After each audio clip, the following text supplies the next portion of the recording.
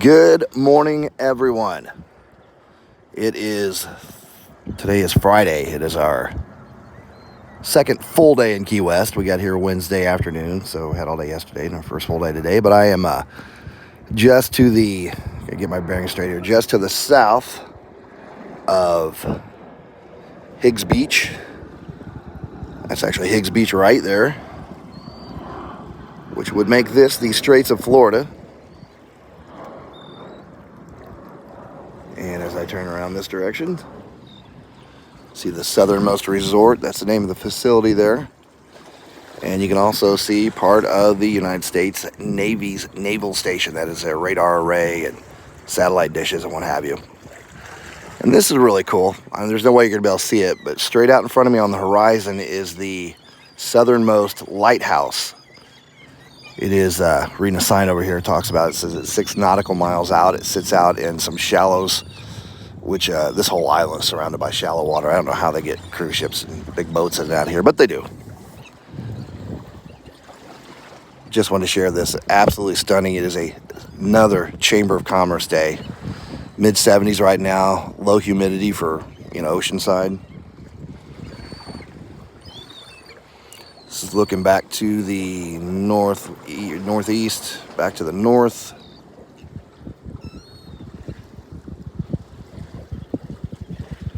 Got some folks getting their suntan on, getting a good start.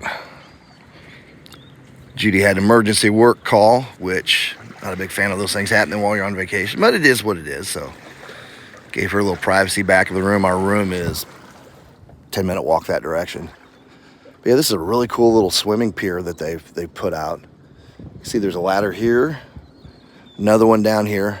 And yeah, if you want to get out here and swim in some more swim-conducive waters, you can come right out here. They don't allow any fishing or anything.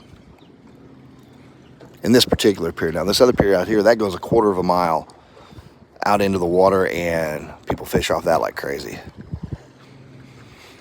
Just did a Facebook Live, so if you are seeing both of those at some point or another, apologize for repeating myself. But a lot of folks don't realize that all the beaches here in Key West are, excuse me, artificial in the sense that all the sand has to be barged in from the Bahamas. There's not a lot of natural sand on the island. The island essentially is a big slab of coral reef that sticks up out of the ground or out of the ocean and became an island. So the way it was explained is the major part of the reef runs about 5 miles offshore, and it does a number on the tide. So that's why you see no rolling waves. You see no waves at all. I mean, this looks, you can tell somebody this was Lake Michigan and they might believe you just based on the water. But because of the sandbar, the reef that's out there, it really knocks down a lot of that rolling tidal forces, which push the sand from the ocean floor up here onto the beach. So they don't get that.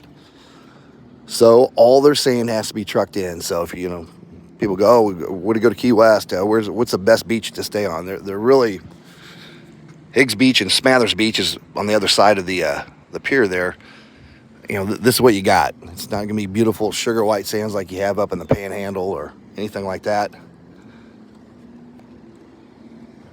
And the other thing I know that from following a few of the Facebook Key West pages from the people who live down there and what have you, is they've been having issues with seaweed for the last several months. I don't recall that this was something that was constant. I don't remember it last year.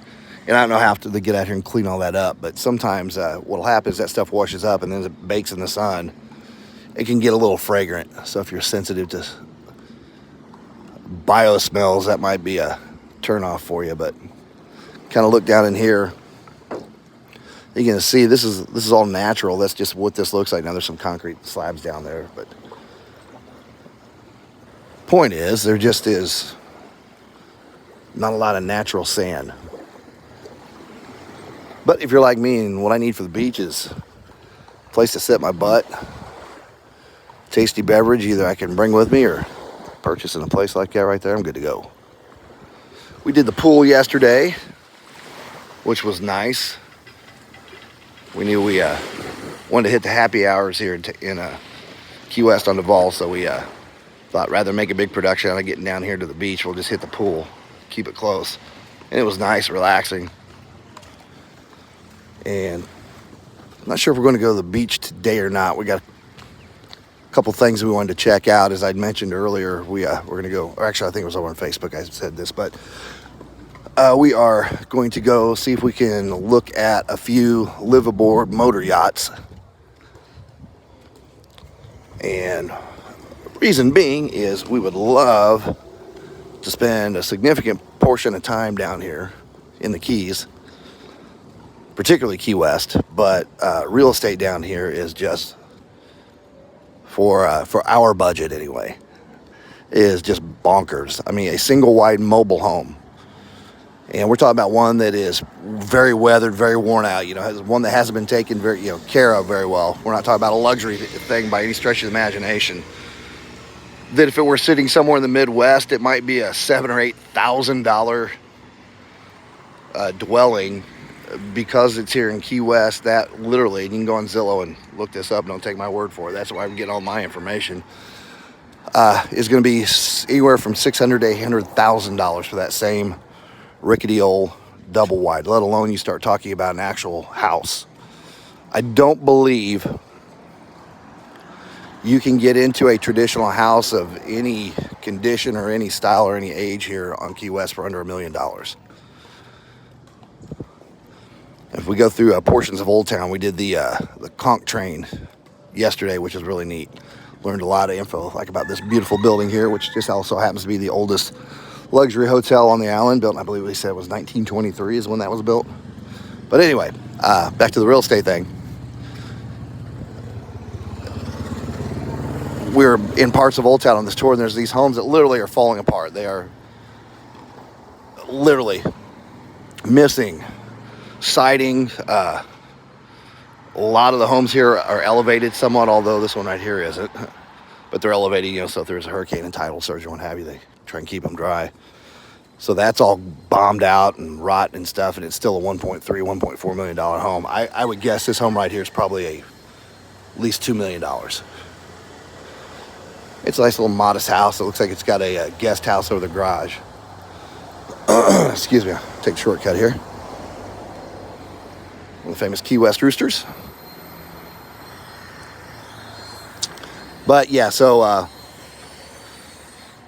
that is just something that budget-wise would not work for us. And it's not going to get any, we're not planning on doing the retirement thing for a couple more years, but real estate's not getting any less expensive. Having said that, my thought was, let's do a live-aboard yacht. We enjoy RVing. Yacht's actually a little roomier. If you go, foot for foot, we'd probably get something that was substantially larger than our motorhome. But the reason I bring this up is because if you don't mind doing a little of the work yourself, if you have any type of handyman skills at all, you can get into a motor yacht that's live-aboard, 40 foot. Another naval aviator. Sorry, squirrel. You can get into a motor yacht for well under $200,000. For $150,000 to $200,000, my research is showing that you can actually have something that's pretty much ready to go. With updated interior, proper navigation, updated GPS navigation, digital charts, and all that good stuff. And somebody out there that sails or motor yachts is listening to me going, this guy doesn't know what he's talking about. You are correct. But yeah, for less than what we spent on our home, we could have a 15 to 25 year old updated motor yacht. And if you own the boat now, you're just paying for the slip rental, the dock fee, which is a heck of a lot less than it would cost for a mortgage on one of these places around here. Having said all that, Judy's not really sold on it. Part of it was my fault because she thought I wanted to live and just motor a yacht all over the world, and because we watched some people that do it sailing, I said, no, that's not what I want to do. Not opposed to taking the boat here and there, but I don't want to live out on. I don't want to be making our way through the Panama Canal in a motor yacht. Coming up here, I am on Seminole Street, walking past William Street here. Actually, I could cut up here. I probably should. Got talking here, not paying attention to what I was doing, going back to the room. So yeah, we're just a couple blocks over, which is nice. We could walk if we wanted to, but we do have a scooter.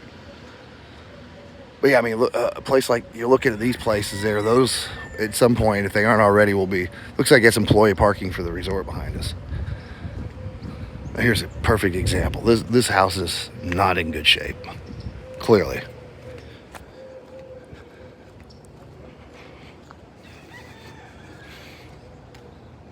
You can tell this place doesn't look like it's been lived in for decades. And I believe these particular homes are all part of the property the resort's on, because that used to be somebody had a home that built that in here. But I mean, that right there, that's over $1 million house right now as it sits, just because of the piece of ground it sits on and where it's located. All right, here's Waddell Avenue. I need to go up here another street, I think it is. Gotta get a wash. Oh, there we go. There's our hotel right there. You can see the rooftop deck, which is down for repair. They're actually redoing it. It's the El Patio. I think it's our room, the second one there from the end. But anyway, just kind of jibber jabbering here. Just wanted to share a little bit of this with you, because I know when we were planning our trip and get excited about going, we would watch other people's videos like this. So, paying everybody back, pay it forward, whatever you want to call it. All right, I'm back, so I'm going to go ahead and check out. We will be doing some more live videos, posting some shorts, and then it'll probably take a week or two to edit the stuff we shot, but we'll put some really good footage up. Best we can do. Still learning this YouTube thing. And there we go. That's our scooter there, the red one. You can kind of see the rear end of it sticking out. All right. Have a great day, everybody. Thanks for watching. Please leave a comment, subscribe, all that fun stuff. If you are so inclined, we would appreciate it. Talk to you soon.